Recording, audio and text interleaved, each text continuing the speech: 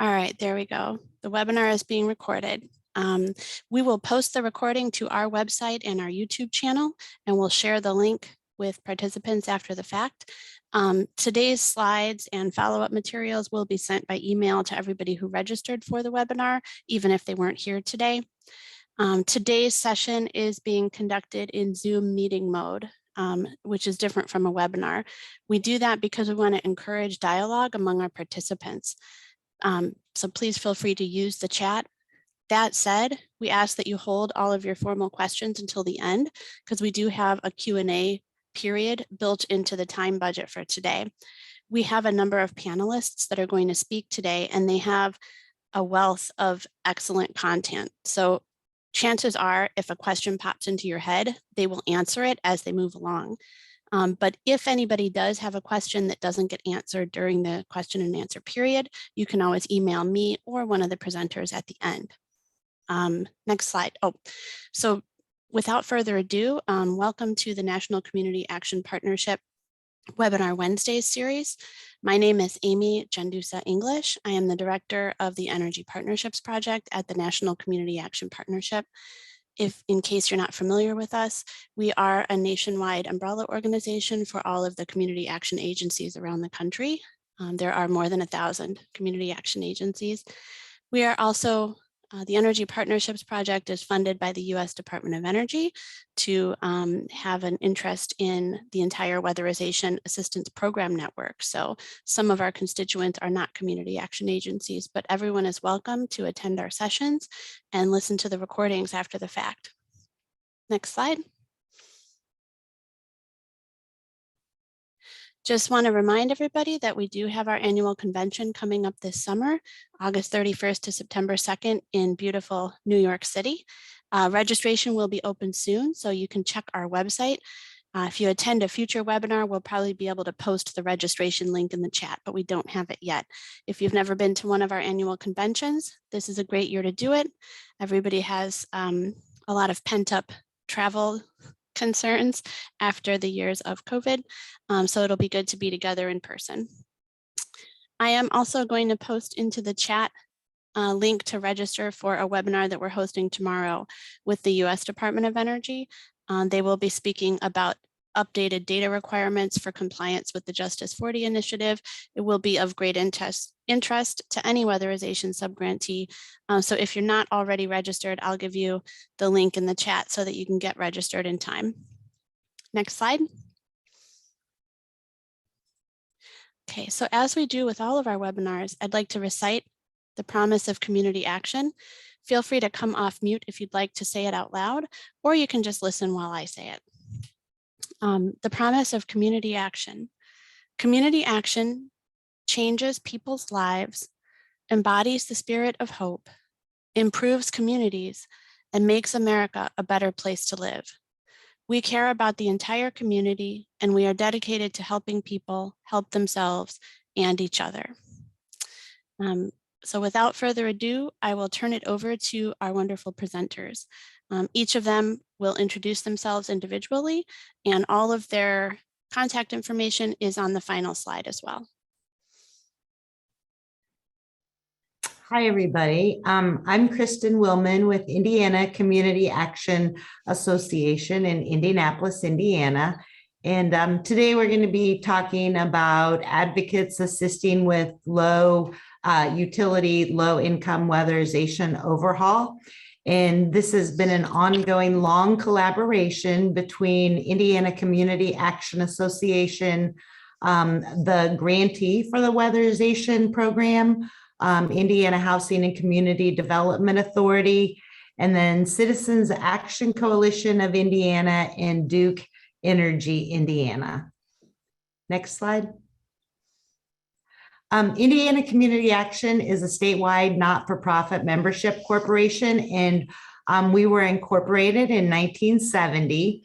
And we are comprised of 22 community action agencies, and we serve all 92 counties in Indiana.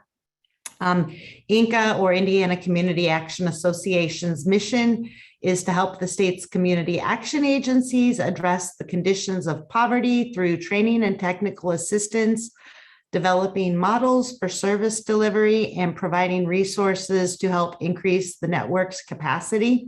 As I mentioned, I'm the Inca Weatherization training team leader, and there was a gap in how we were delivering services and providing resources to help our network. So that's how IHCDA, Citizens Action Coalition, Duke, and Inca all came together to create a solution to something that wasn't working. Next. Good afternoon, everybody. My name is Kelly Karn, and I am Vice President of Regulatory Affairs and Policies for Duke Energy, Indiana. And with me today is Heather Klein, who is our Product and Services Manager, and she works on the Low-Income Weatherization Program for us, which we're going to be discussing today. A little bit about Duke Energy, Indiana. We are one of the largest electric utilities in the state. I always kind of think of us as serving the bottom 2/3 of the state. There are, of course, different REMCs and municipals sprinkled within our service territory as well. We serve 69 of the 92 counties in Indiana and have about 860,000 customers. On the map there, you can see the various generating plants that we have. And then there's some stats there about our transmission and distribution facilities that are located within Indiana as well. And in addition to that, we've been providing energy efficiency services for our customers for upwards of 30 years or more now. And this low-income weatherization program we're talking about today is one of those.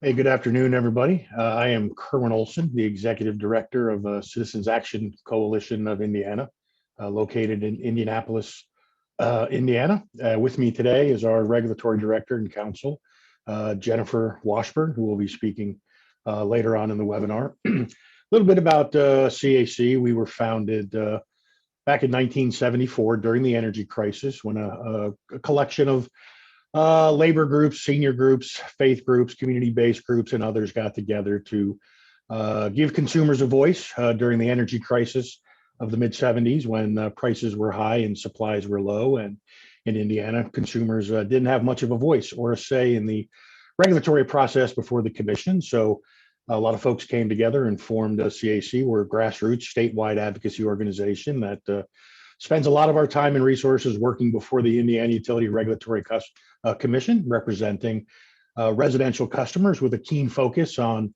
low income and vulnerable populations. We've worked very hard over the years, both at the commission and the Indiana State House on state policy for protections for low income customers with respect to not only assistance programs, but also improving and expanding access to weatherization and other efficiency services, which has been near and dear to the heart of CAC for many years.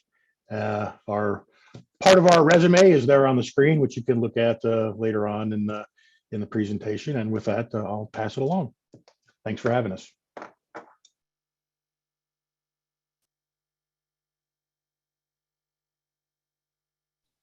Hey, Chris, you're still on mute.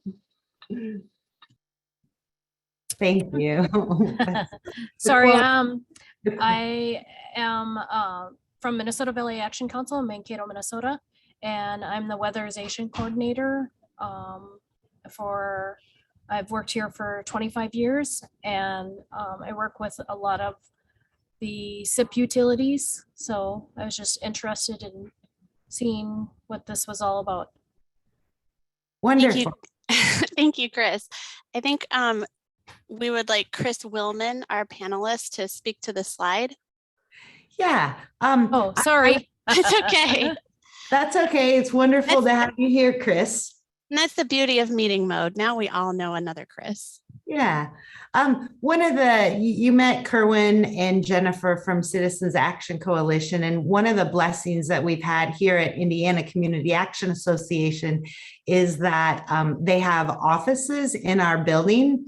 And so we're able to bump into each other in the halls and have short and long conversations and solve problems of the world. And so that's really, I think if they had not been housed in our building, all of this might not have happened as graciously as it did. But anyway, one of the programs that we oversee here at INCA is the training and technical assistance for the sub-grantees, the community action agencies, and then we also provide some technical assistance to the grantee. And for those of you that are not familiar, the Federal Weatherization Assistance Program is a program that's funded by the Department of Energy, and it offers our clients a long-lasting solution to reduce utility bills in their homes. And byproducts of that are that the homes often become healthier and they're more energy efficient, and the clients also save money. And we're dealing with a clientele that is within 200% of the poverty level. So it really makes a difference to them. In Indiana, of our 22 community action agencies, 21 of them deliver the weatherization assistance program. And the steps in the weatherization process typically include the clients filling out the paperwork and enrolling in the weatherization assistance program to ensure that they meet the criteria, which primarily is that they're within 200% of the poverty level. And once that's done, an energy auditor will go out to the home and do a comprehensive audit of their energy-related needs and any health and safety issues that we might find at the home. And that could include significant moisture issues. It could include electrical issues, rodents, buildings under construction, really just the whole gamut of problems that you can run into at a home. And then once the audit's been done, we run all of the data that we collect through energy modeling software called NEAT and MIA. And then the contractors or the crews will go out and they'll actually do upgrades to the home. And typically that involves replacing a water heater, replacing the HVAC system, or repairs to those. Other major measures include air sealing and adding insulation to walls and attics and foundations. And if it's a mobile home, the bellies. And then we do some other minor measures, which include weather stripping doors, occasionally weather stripping a window, adding pipe wrap insulation to water lines. So it's a combination of major and minor measures. But we run into often the problem that houses have issues that need to be resolved before we engage in the actual weatherization activities. All of the work that we do has a 1-year warranty following the completion of the work and the final inspection of the work. And one point that I want to make that sort of really brings this whole webinar together is that for weatherization under the DOE regulations, we have to abide by 10 CFR 440, and those are the Code of Federal Regulations that the Congress has set forth that we have to follow. And one of those little points in 10 CFR 440 is that to the maximum extent possible, the use of weatherization assistance shall be coordinated with other federal, state, local, or privately funded programs in order to improve energy efficiency and conserve energy. And this coming together with Indiana's weatherization and Duke is actually something that's meeting that requirement. And so we're really proud of the fact that we are able to bring these privately funded funds to our program to better serve our client base as part of the Community Action Network. Next slide. All right. Hi, everyone. Kelly again. I was going to step back and tell you a little bit about the regulations and the statutes in Indiana around utility-sponsored energy efficiency. So as Kristen just mentioned, Duke Energy, as a utility, has a customer-funded program that sort of piggybacks off of the federal weatherization program. And this is the statute that sort of allows us to do those types of programming in Indiana. And so electric utilities in the state are required to file a plan every 3 years, and it must include some goals, the programs that you're going to implement to achieve your goals. What does your budget look like and your costs associated with those goals? And then it must also include a plan for evaluation, measurement, and verification of your results. Typically what happens in these plans is the regular interveners in regulatory proceedings in the state will participate. Citizens Action Coalition is one of those main interveners that have participated in probably all of our energy efficiency plans for Duke Energy Indiana. The Indiana Office of Utility Consumer Counselor, or OUCC, is the public agency that represents the public here in Indiana, and they participate. And sometimes we also have some industrial customers represented by attorneys who are participating in the proceedings at the commission. For Duke Energy Indiana, our latest plan was approved at the end of 2020, and it covers the years 2021 through 2023. And as indicated before, those programs that we have approved by the Indiana Utility Regulatory Commission do include actually 2 low-income programs, one of them being the low-income weatherization program that we're going to get into a little more detail on that on the next slide. Heather's going to cover that for us.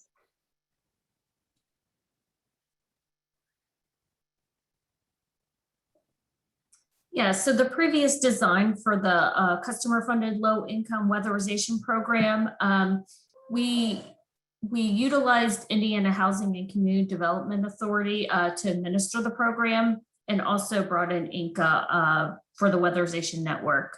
It's meant to complement the federal weatherization assistance program.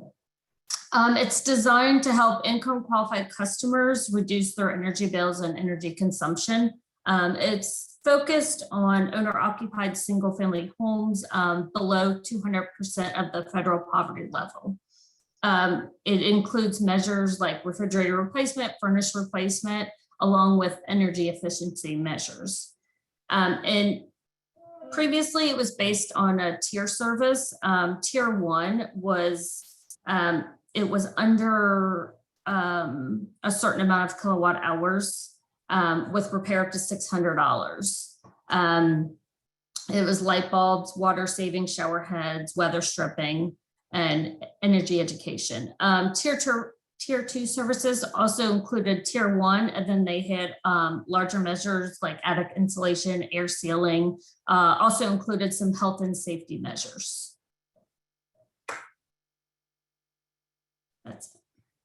And Heather, this is Jennifer Washburn with CAC. I was just going to add, from CAC's perspective, we really appreciated the utility recognizing that the CAPs are the experts in all things low income weatherization. So we were thrilled to have this design, and as we'll walk through, excited that we were able to work through some of the impediments that we found, but generally speaking, just really happy that the CAPs were ultimately providing these services.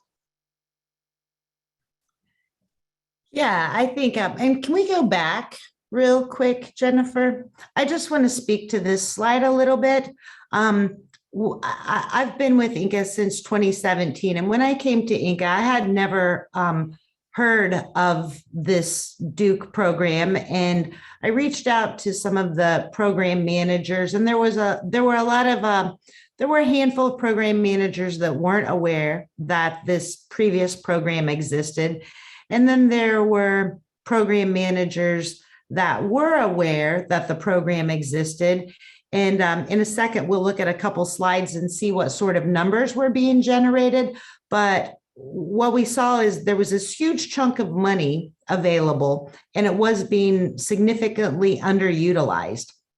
And at INCA, I hold a bi-monthly program managers meeting. And so at one of those meetings, we started talking to the program managers, asking them, why are you all not using this program? And so part of the changes that came about was as the training center, us collecting input from program managers, why this wasn't a user-friendly program to them.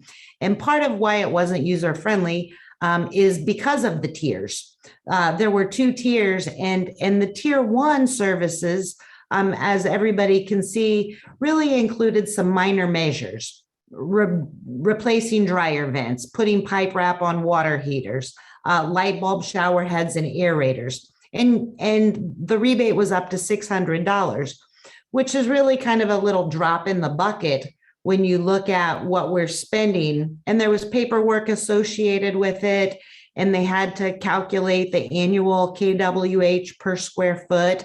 And I'm sure there are some program managers on here.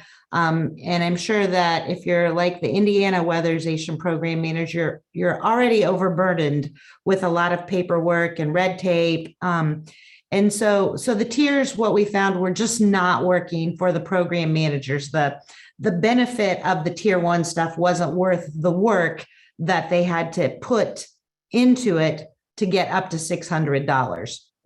And then the tier 2 services, were pretty great. It's a lot of major measures on there, but one of the rules was that you had to run NEAT or MIA, the energy modeling software, in order to get a rebate on any of the major measures, which is really where we kind of needed the money. And at that time, Indiana had been on a priority list. And I think in 2017, the subgrantees only had to run 10% of their homes through energy modeling software, and the rest was a priority list.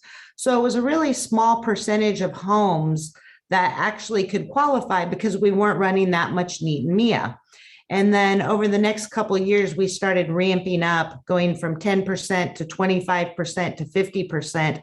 And then this last year, we've gone to 100% energy modeling software audits, which would also help us allow us to tap into these Duke funds.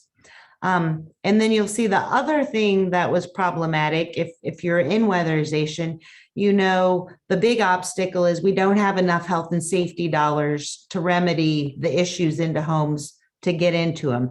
And at that time, the Duke rebate was only $250 per home, which again, $250 doesn't go very far.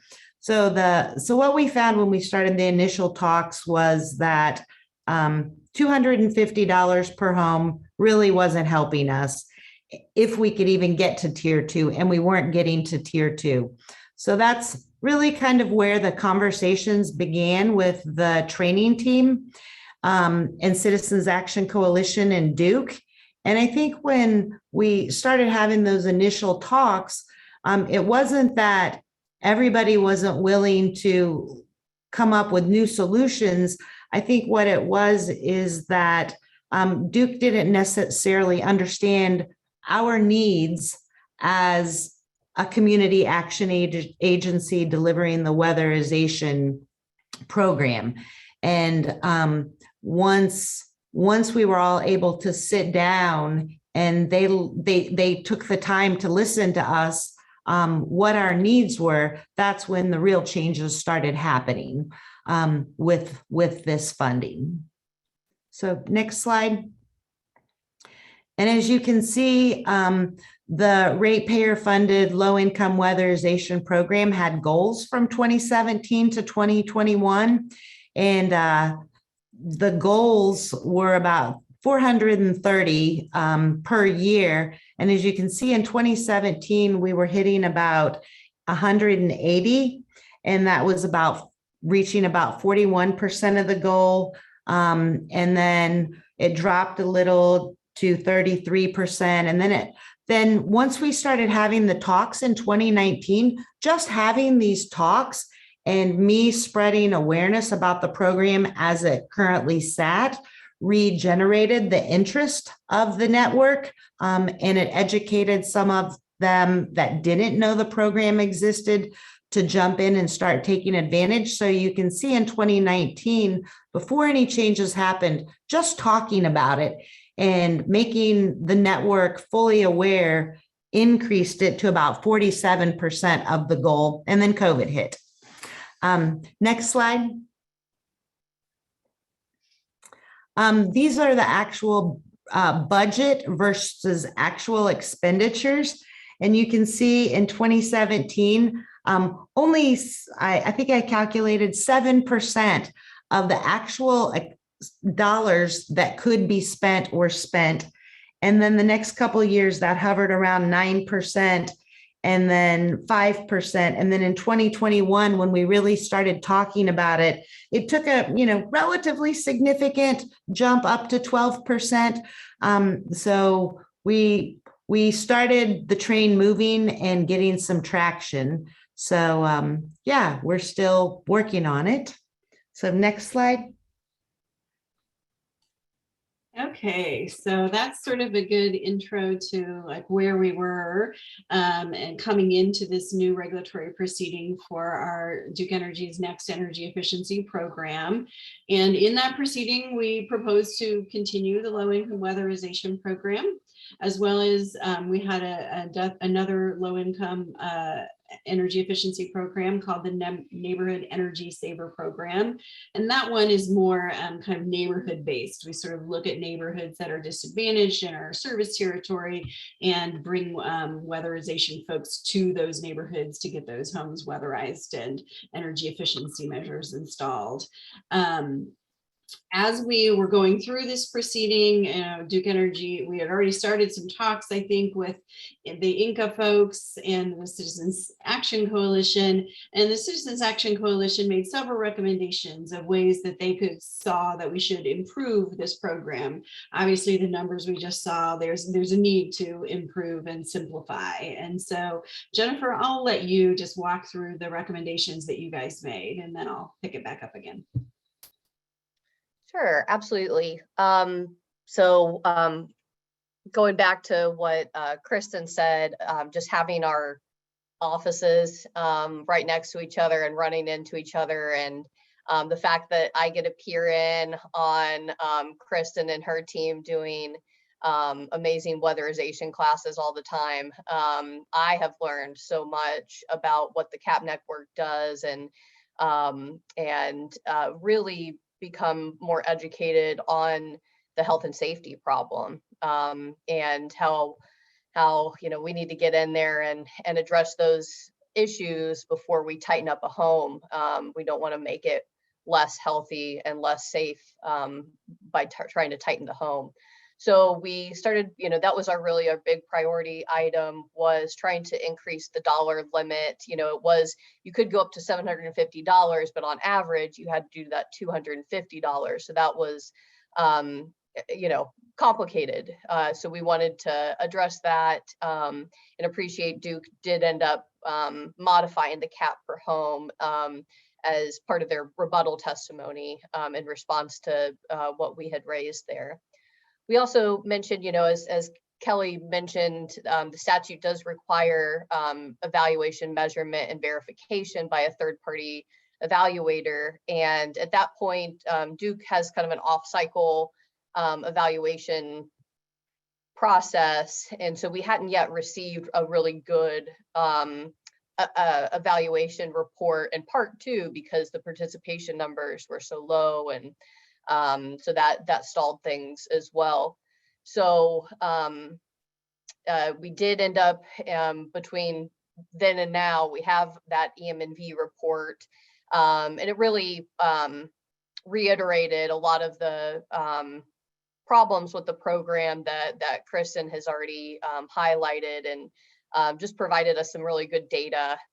They did some good interviews with the program managers so that we could understand where the gaps were, and just have that data to back up what we were hearing in terms of testimony from the CAP program managers.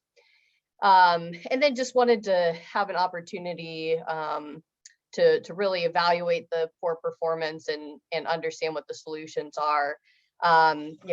We knew that there were a lot of homes that needed to be weatherized, a lot of low-income families and households that needed these services. So, and when my lawyer eyes are looking at the description of the programs. I'm like, I don't understand. Why isn't it working? These are great measures. And really, it's been such a great conversation, understanding, hey, logistically, here are the issues. So that was part of the process, and the energy efficiency proceeding, just beginning to have those conversations. Kelly, I don't know if you want to hit that last major bullet on what Duke accepted. Yeah, sure, I'll do that. So a couple of things that ended up coming out of that proceeding. As Jennifer mentioned, we looked at the cap on the health and safety and went up to just a cap per home and sort of did away with the complicated math to do the average. And then we also included renters as eligible participants in the program as well. So we were hoping to kind of get more participation in the program with both of those changes. But in addition, the commission encouraged us to continue to work on these issues. This is an issue. Talk amongst yourselves, try to figure out how you can improve the participation in this program. And so coming out of that energy efficiency order, we started some of those discussions, and then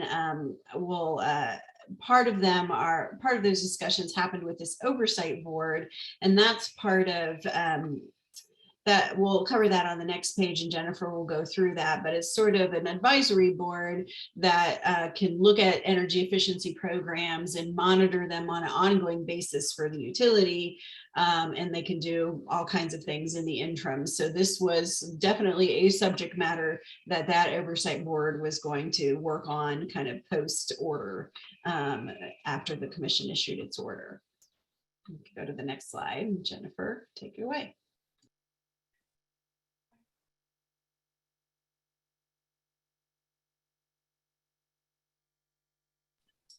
Oh, Jennifer, muted still.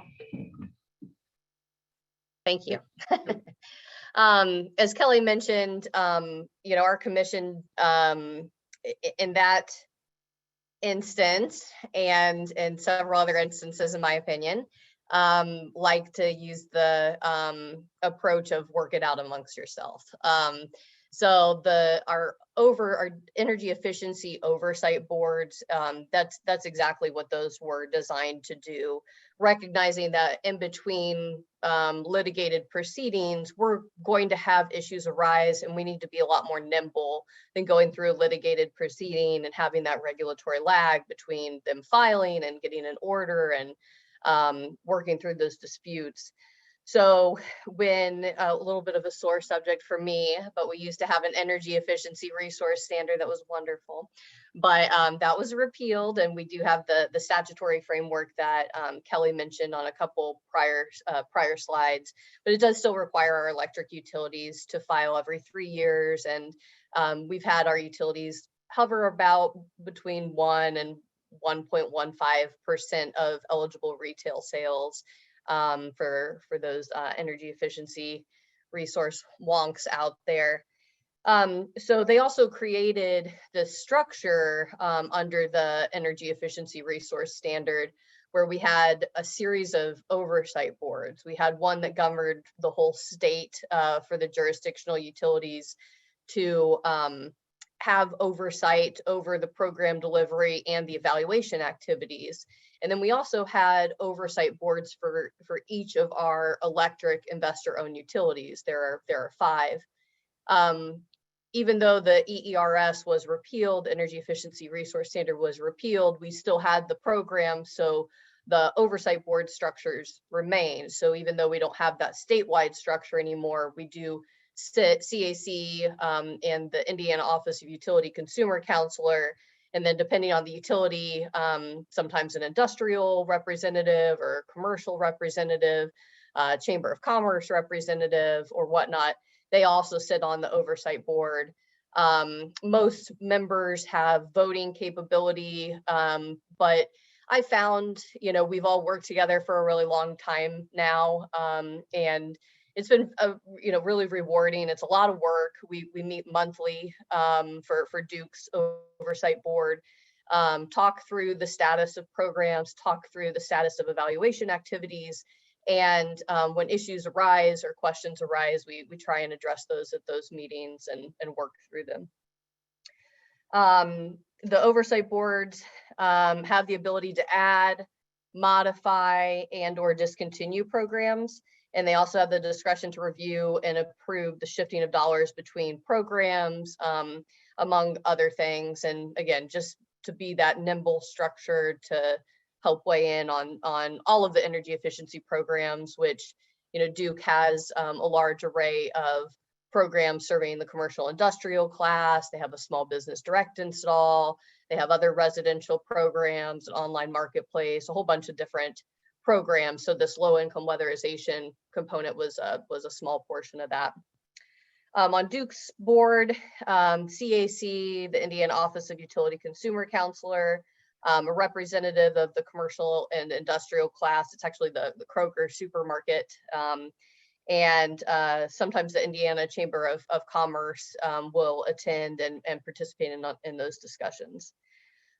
So, you know, in our review and in our responsibility as a member on that board, we started raising the participation and the low program spend in this program. And so we started raising that, and then had the commission say, hey, work this issue out in that venue. And as we'll talk about on the next slide, kind of serendipitously, we also had a low income collaborative coming out of Duke's general rate case. So we had a couple forums to discuss these issues. Thank you. Yeah, so kind of just a recap of like where we were. We saw bad participation and not good dollar spent on these programs. Made some incremental changes in our energy efficiency filing in front of the commission. We're kind of told to keep working on these issues. And meanwhile, Duke Energy Indiana was in another regulatory proceeding at the commission, which is a base rate case. And in that case, issues were raised around low income customers and what could Duke Energy be doing better, primarily by CAC's witness, Mr. John Howitt. So in that, Duke Energy's sort of response to a lot of those issues was, well, let's collaborate, right? Let's form a low-income collaborative where we can talk about these, gain consensus from, you know, dispersed parties with diverse interests on where we might end up on some low-income issues. And so after we got the rate case order in June, we kicked that off a few months later, and really all through 2022, we're having meetings in this low-income collaborative. And it was open to everyone who was a stakeholder in our rate case, or anybody who came to me and said they wanted to participate. The key folks that probably participated in the low-income collaborative sessions were Citizens Action Coalition, the Consumer Counselor, OUCC, IHCDA, we mentioned them before, INCA, and it was both IHCDA and INCA's involvement that really kind of got us digging into some of these weatherization issues and really got us some quick wins coming out of the low-income collaborative. And staff from the IURC and Sierra Club attended some meetings as well. And so kind of when we started having these low income collaboratives and started discussing as a group, of course, this was all still done, you know, virtually at that time. But we started realizing that there really was some more opportunity in the weatherization program. And that's when Heather Klein, who's on the call today, and Rick Mifflin with Duke Energy met with IHCDA and INCA and the CAC to kind of brainstorm, you know, what are you guys going through, you know, to Kristen's point earlier, you know, what are your limitations? Like, why aren't you using these funds? How can we make them more flexible? How can we get you to be able to use them in a way that makes sense? And a lot of good ideas were generated through those conversations.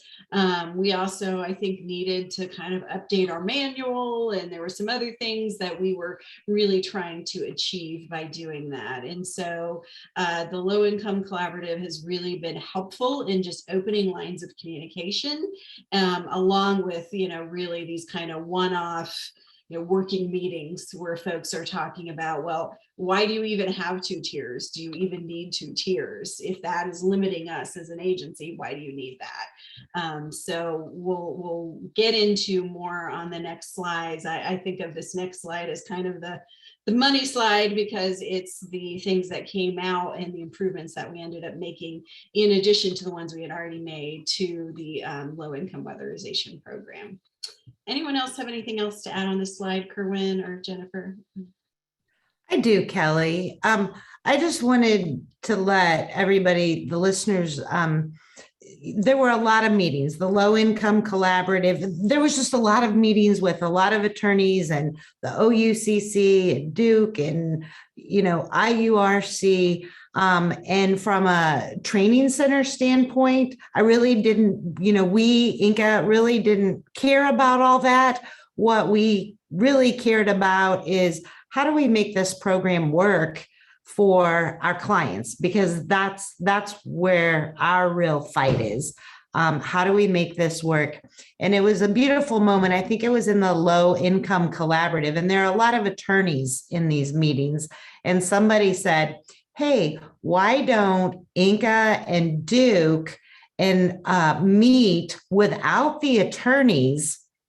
And so at that point, Rick Mifflin, Heather Klein, myself, and eventually IHCDA jumped into it.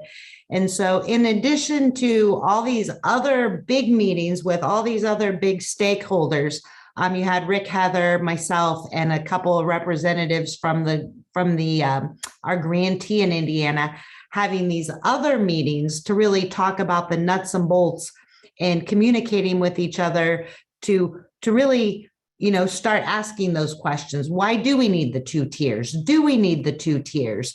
And really hashing out what Duke's flexibility is and explaining what we need and what the Department of Energy's rules are, because there wasn't a whole lot of consideration as to the fact that the Department of Energy and then the grantees have their own set of rules that we have to work under.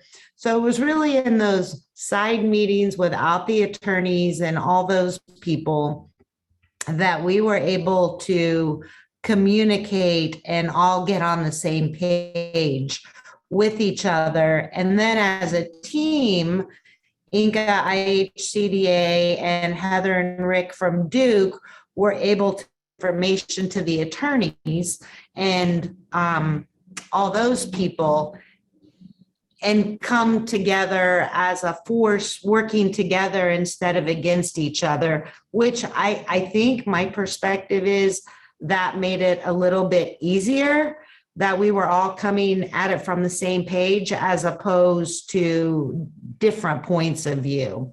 If I could sum up the biggest obstacle in all of this, a lack of communication or a strengthening of communication was a positive outcome from it. So, yeah. Heather, do you have any thoughts? I was going to weigh in quickly. I see you have your hand raised, Amy, though. I'm not sure. I do, thank you. I just wanted to jump in because I got 2 different questions directed at me in the chat, and I think they're important to raise at this juncture in case other people have the same question. About the composition of the low income collaborative. So who all is on your low income collaborative? And I would imagine that, do you have a list of registered participants that we could share when we send out the follow-up materials? Because that kind of a collaborative is the kind of, as Chris was explaining, those meetings are where a lot of these important decisions get made. And we'd like to know, some of our participants would like to know more about who was in it and how do you get something like that going in your part of the country. Yeah, I'll start, and Corinne and Jennifer can weigh in too. But essentially, our proposal coming out, because it was coming out of a rate case, we had, interveners in the rate case. And because it was a rate case, it was kind of the major parties that would normally intervene in any Duke Energy Indiana proceeding in front of the Indiana Utility Regulatory Commission. So kind of the third bullet there, those were the key participants, NAACP and Sierra Club. And the IURC, I would say, probably participated a little less. CAC, OUCC, ICDA, and INCA, I think, were in every meeting. And so it was just representatives from those agencies that participated. Yeah, I'd say in terms of how it started, I think, that was CAC had a strategy of things that we wanted to achieve to help the low income customer base in Duke's service territory. And while we weren't able to achieve that through a commission order, Duke offered to start to open up this forum and have these conversations. So I think it was a willingness of the utility and other interested parties to participate, to give up their time, and to start having some dialogue on solutions.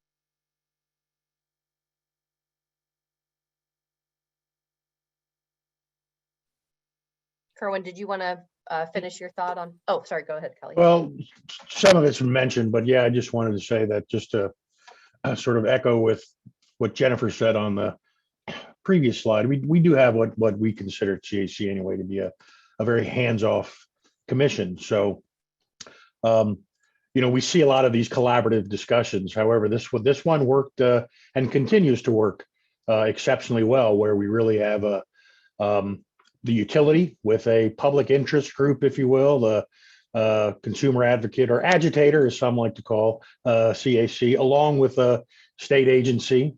And then the CAP agency is a service provider. So everything sort of came together. All too often, as Chris mentioned, boy, there's a lot of lawyers in the room. Well, that's the world that CAC sort of lives in. And so we had, Duke and CAC, the regulatory folks, if you will, who deal with this stuff at the State House and the Commission, and then ICDA and INCA, who prefer to stay out of that world, sort of with different funding streams, with different directions. But to everybody's credit, then big credit goes to Duke as well for putting this all together. But this is just where it gives a guy like me a little bit of hope and optimism, where the process worked. This is how these collaboratives should work. Get the levers pulled in the right direction, get the right people in the room, and be diligent. And have a lot of meetings, as Chris said, there were a lot of meetings, and we continue to have a lot of meetings, and we've done a lot of good to this point, and we're hopeful that this dialogue continues and this collaborative continues to bear good results. Because, again, I'm really glad we're being able to tell this story today, because this is one of those things where everything came together and the process worked. So we're thrilled with this outcome. Yeah. Thanks, Kerwin. So yeah, I think we're ready for the next slide, and Heather will go through the kind of what did we actually do? So what changes did we make to the weatherization program as a result of this collaboration and many meetings? Go ahead, Heather. Thanks. Yeah, I'm going to talk about some of the major accomplishments we made through the collaboration. So we did update the administration fee from 10% to 15%. So the CAP agencies are now receiving 10% instead of 5%. So we doubled that fee. And then we updated measure incentives to match the current network average of 2021. All measure incentives were increased. We increased the per home expenditure cap to $7,000. That's with HVAC replacement to also be competitive with other funding sources coming in. And we did create a single tier of program measures, which is much easier for the CAP agencies. All customers are eligible for all measures from tier 1 and tier 2. And like you said before, we did include renters.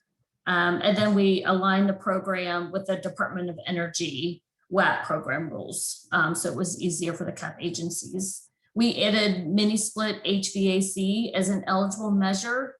We also removed the testing requirements for any refrigerators 10 years and older, and added freezer replacement as well. And we are also working on a turnkey solution to the refrigerator freezer replacement program where the CAP agency can just turn in a form, and we have another person replacing those and doing the whole process. We also did an update and revamp of the manual and the training guide. And we also have a dedicated team member to assist with the program managers. And then, you know, like with all the communication channels were open with the stakeholders. And Heather, when I sit and I'm looking through all of these points in a nice PowerPoint, I'm thinking back the bi-monthly program managers meeting that Inca hosts for all the weatherization program managers in Indiana. And really, as I'm looking at this, every single one of those improvements came to Inca through me in getting feedback from the program managers. So yeah, I guess I just haven't really, I've read the new manual, but I haven't seen it all looking nice on a PowerPoint slide, but every single one of those came from the input of the program managers who are actually the boots on the ground, having to do the work. So that's a beautiful thing to see that nice little package. And the other one that I would want to add to this is that it was approved to increase the average health and safety to $750 per home as well. That was a big win too, because $750 will actually really do something. And then getting rid of the having to meter the refrigerators for 2 hours. If any of y'all have metered refrigerators, how many times have you had to go back because you forgot to take the meter off the refrigerator and now you've got to go back to the house? So that's saved a lot of driving time too. And then just to kind of expand a little bit on the turnkey solution to the refrigerator freezer, we have a real problem in Indiana actually replacing refrigerators. It's not that they're diseligible for replacement, but just the logistics of getting the refrigerator, getting it to the home, somebody taking the old refrigerator, decommissioning it in accordance with EPA regulations is really kind of prohibitive to a lot of the community action agency contractors. So what Duke's actually working on is working with a big box store or some other entity to where weatherization will go out, evaluate the refrigerator, and turn in a notice to Duke, and then they will handle the refrigerator replacement, the removal of the old one and decommissioning. So hopefully we'll be able to replace a lot of those old refrigerators since they're big energy consumers. So that's all I have to say on that. I think that was one of one of those aha moments, talking through some of these issues with you, Chris, about the refrigerator freezer replacement.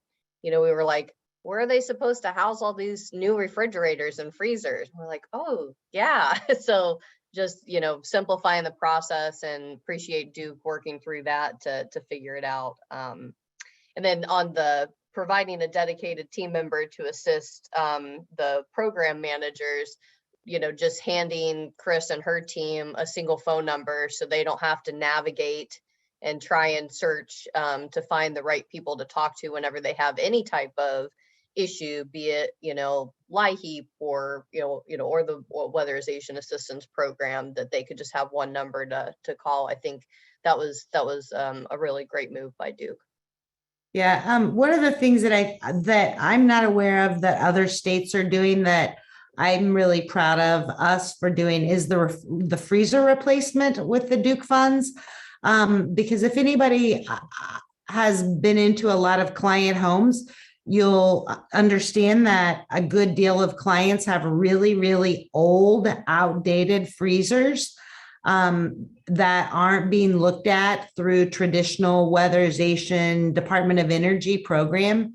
So the fact that If they do have an old freezer, that we can upgrade that to a more efficient freezer is really kind of an innovative little win, a little innovative side win, I think, to be able to do that for our clients. And I'd just like to break in and remind everybody about our time budget. So we have 6 minutes left till the top of the hour. So, and then we still have time for Q&A. Okay. One of the things that we are looking at in Indiana, Indiana hasn't utilized buy downs and leveraging, which is outlined in WPN 16-5 with Department of Energy. And so right now, our grantee, and I think DOE, I was recently in a national webinar where a representative from the DOE talked about leveraging, and we're starting to look into actually using funds such as the Duke funds to leverage measures. If you're using energy modeling software, I'm sure with increased labor rates and increased material rates, you're starting to see a lot of measures drop off because they don't have the SIR of 1 or greater. So if we can really start utilizing the utility funds as leveraged funds, that's going to help get our SIRs up and bring things that are starting to drop off back on to the recommended measures by the energy modeling software. So we're not quite there with the full leveraging, but we're working on it. I think the grantee is currently looking at a way to be able to track those so there isn't any double dipping of the funds. So that's a work in progress, but we've never really even looked too much at leveraging until all of this came about with these funds, and then the increase in material and labor rates. Leveraging is probably going to be necessary, but yeah, we're getting there, and hopefully in the next handful of months we'll be utilizing all of those funds as leveraged funds. Next. I'm not going to spend a lot of time on this, but health and safety, that $750 that Duke is allowing now is really going to help out with our deferrals. We track, as a state, Indiana, we track all deferrals from all the community action agencies.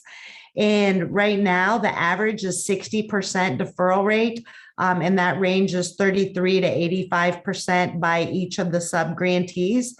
So that's really going to help us out, given that we only get 20% of base to put towards health and safety. So I'm not going to go into that. I'm assuming a lot of you listeners understand the weatherization program and see how can share in our joy of having that extra $750 for deferral issues.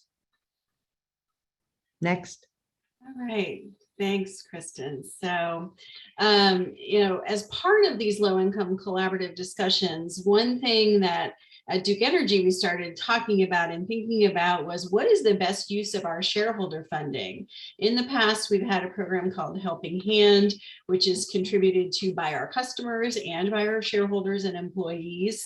And it has always gone to directly help with customer assistance. And it sort of piggybacks off of the LAHEAP program. So if a customer is eligible for LAHEAP, then they can get some additional funding to help pay down their arrearages from Duke Energy's Share the Light Fund. But when we started having these discussions, we learned, one, importantly, that the LAHEAP program was going to have a lot more funding than it had had in previous years, because this is in the middle of COVID. They had federal funds coming in from 2 different acts, I think, over the course of a couple of years. And we realized that maybe direct customer assistance wasn't the best use of some of those funds. So as part of those discussions, we decided to take about $200,000 of those funds and use them specifically for health and safety, because what we learned was that Duke Energy Indiana had a large deferral list of homes that could not be weatherized because they couldn't get past that health and safety hump. They didn't have enough funds to fix everything that needed to be fixed in order for the home to be weatherized. And so we decided to dedicate some funds to that, sort of as a pilot project to see how that might work.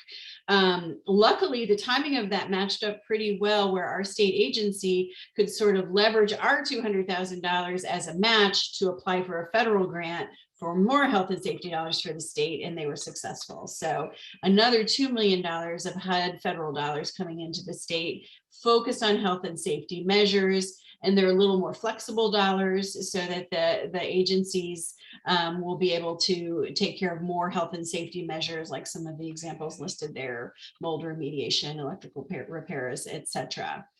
Importantly, one of the questions that we asked, and this was really from feedback from INCA and IHCDA, was, what is the right cap per home? If we really want to make a dent in this deferral list and start getting homes weatherized, what should we use as a cap for these funds? We have some more flexibility because these are shareholder dollars. So we didn't have to go to the commission. We didn't have to kind of justify that all customers are paying this. We had some more flexibility. So we as Duke were willing to go up to about $4,000 per home to really get some homes weatherized through these funds. So it was a sort of an exciting offshoot. And again, I don't think Duke Energy would have known that need was there, and that might be a better use of our shareholder funding without the low income collaborative discussions.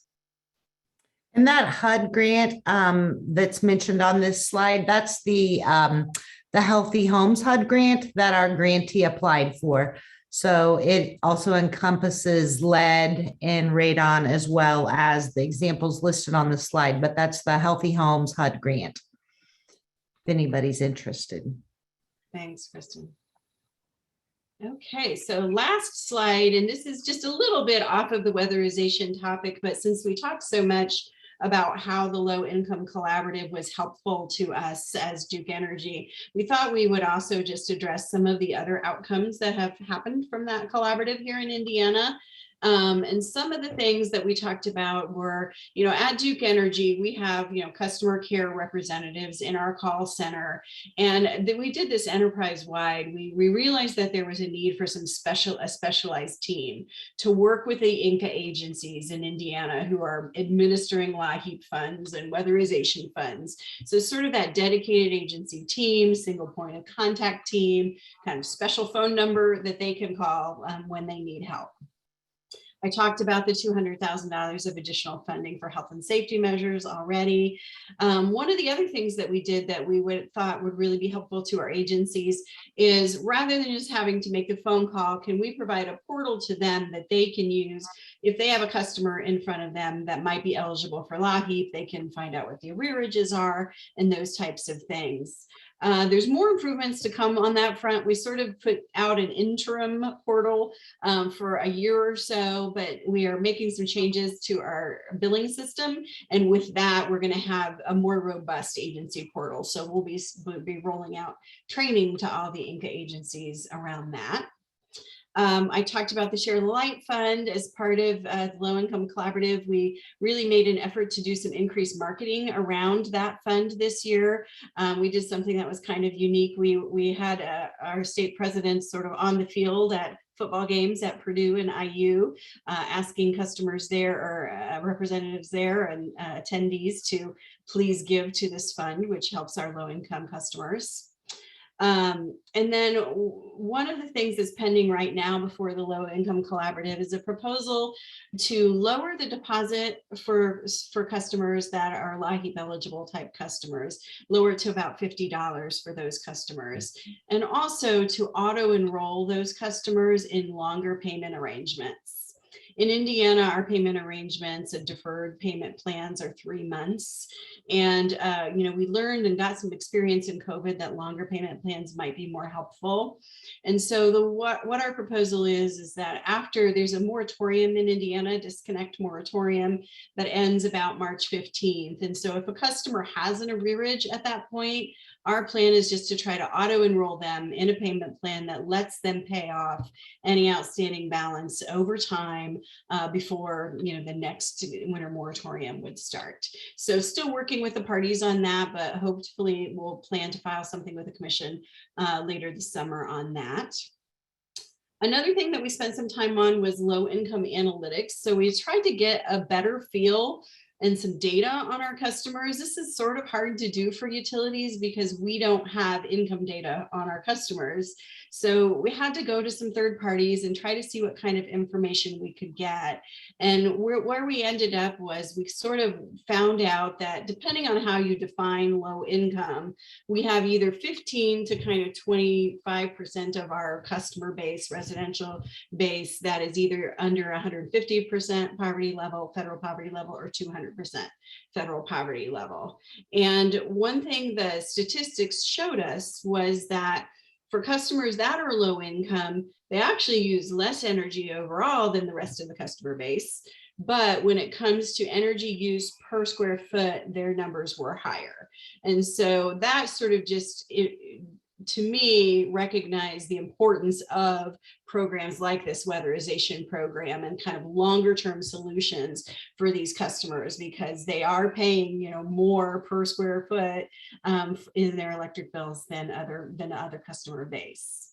And then finally, I mentioned earlier we had another low income program, and so as part of that oversight board process, we also proposed some new measures in that as well. So that was also sort of a benefit for low income customers.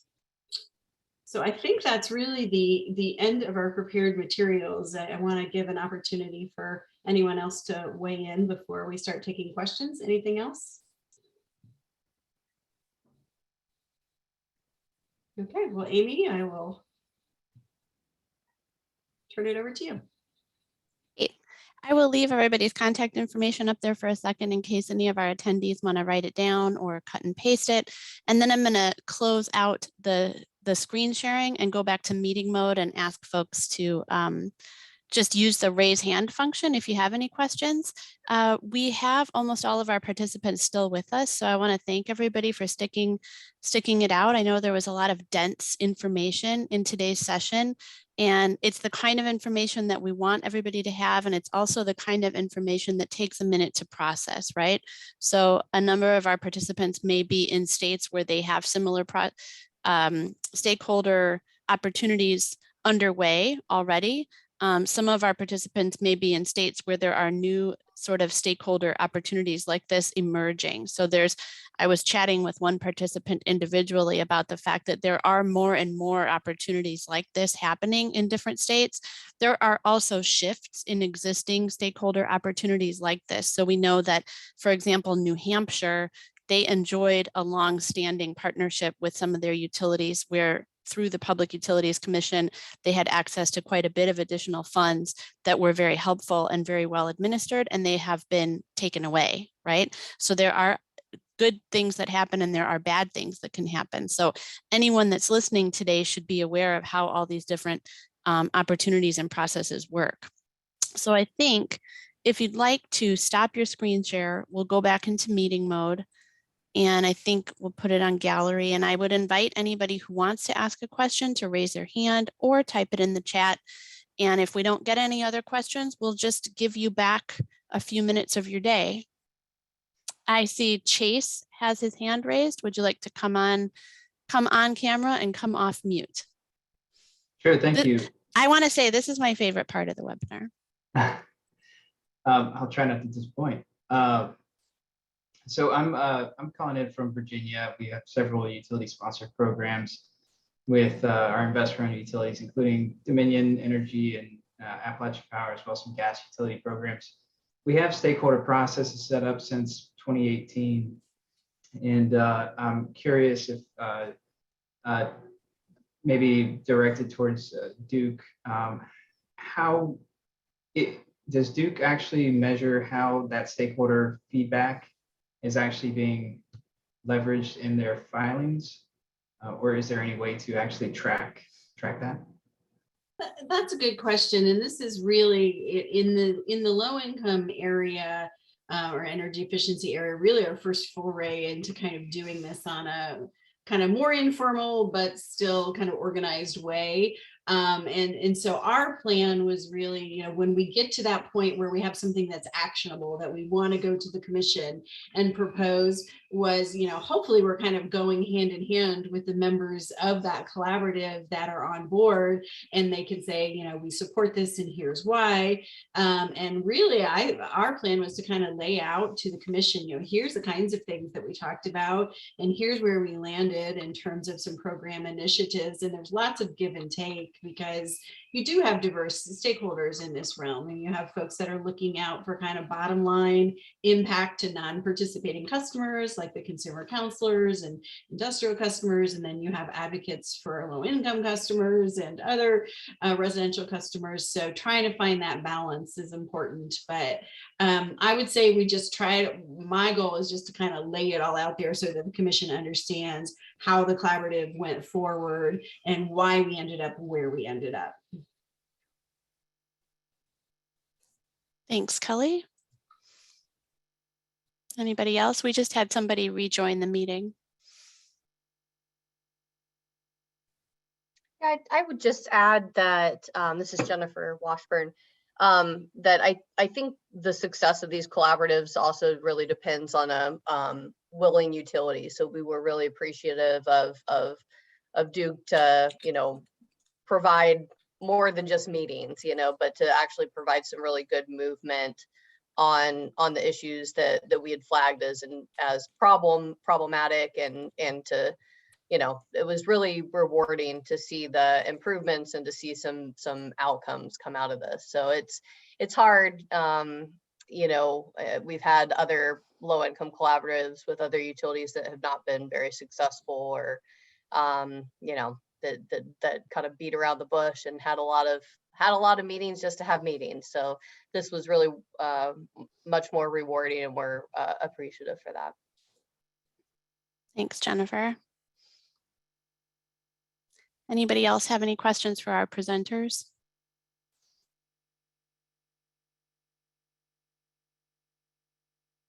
Any last thoughts from any of our presenters? I just want to say, I think I was asking Jennifer and Kerwin not too long ago, is there a Citizens Action Coalition in every state? And I would urge any of you from the other states to reach out and find if there's some sort of advocacy group like Citizens Action Coalition, because they do really great work that complements what we do as community action agencies, and maybe even reach out to them, because I'm sure they know other groups like themselves, but we're really fortunate to have them.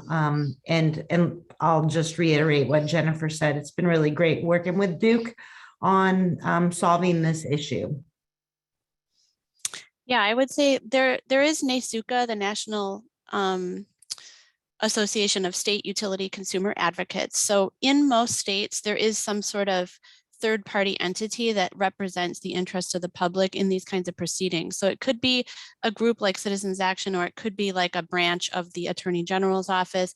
It could be a freestanding entity like a Citizens Utility Board, which we have in Ohio, Minnesota, Wisconsin, Illinois, Oregon, and I think there are some other states as well. And if you, any of our attendees are in a state where an entity like that exists, you should definitely make friends with them. So they may have reached out to you before, you may have reached out to them before. If you're having trouble connecting, any of the panelists today or myself, we would be happy to help make introductions like that, because there should be collaboration between those kinds of advocates and community action agencies and weatherization providers, because it's an important relationship. And it could be, I've definitely seen situations where two ships pass in the night. So the executive director may have reached out to the executive director and never got a meeting on the books, but another key staff person within that entity might